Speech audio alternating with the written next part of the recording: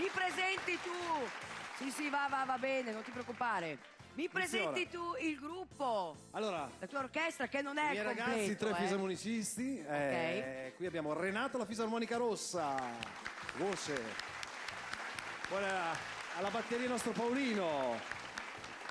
Al sax il nostro Rossano.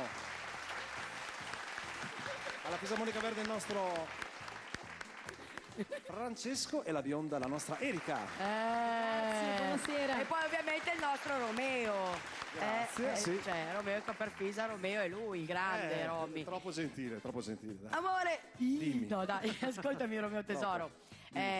La scelta di questi brani, perché voi al di là che le fisarmoniche quindi già portano un po' al popolare, al folklore, anche se poi fondamentalmente anche il folklore voi l'avete riarrangiato con delle cumbie, quindi un po' più moderno, via, un po' pop. Abbiamo non è cercato il classico. Un po' di tutto, facciamo dal popolare fino ai ritmi più moderni, però tutte le canzoni sia tradizionali sia quelle un po' più moderne, però la tradizione va sempre portata avanti con delle sfumature più moderne per portarsi avanti nei tempi, secondo me. E questo medley che adesso sicuramente voi lo conoscete e quant'altro, lo ballate e lo cantate insieme a Romeo e Cooperfisa. Questo medley è un insieme di... È un insieme di tarantelle dall'ultimo CD di Romeo e Cooperfisa, dove sono presentati i classici. Vogliamo le bambole, la mia mamma mi diceva. No, e che bambola, scusate. Scusa, e che o le bambole, no, bello niente, è chiaro. Vogliamo le bambole e che bambola abbiamo qua.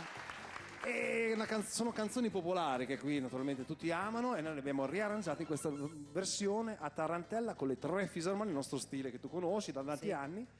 E così per portare avanti la tradizione perché ci piace. Valterino! Dimmi! Ma hai visto che bambola? L'ho vista. Faccio finta di nulla, ma l'ho vista. Ah, hai capito? L'ho vista. Pronti? Prontissimi! Mamma mia, io vedo loro le bambole, guarda, mamma mia. Luigina, amore, dove sei? Dedicata anche alla nostra Luigina. Romeo e Cooperfisa!